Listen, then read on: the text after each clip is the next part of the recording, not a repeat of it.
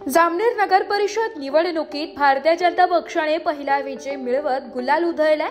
Ward क्रमांक 11 मधून भाजपच्या सौ उज्ज्वला दीपक तायडे यांनी बिनविरोध निवडून येत ही कामगिरी साध्य केली आहे। निवडणूक प्रक्रियेच्या सुरुवातीसच पैलू पायतून विजयाची पहिली नोंद भाजपच्या खात्यात झाली आहे। सौ तायडे यांनी विरोधकांच्या कडव्या स्पर्धेला तोंड देण्याची गरजच भासली नाही, कारण त्यांच्या उमेदवारीला कोणीच आव्हान दिले नाहीये।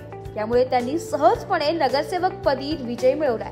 हा विजय स्थानिक पातळीवर भाजपचा आत्मविश्वास वाढवणारा ठरलाय।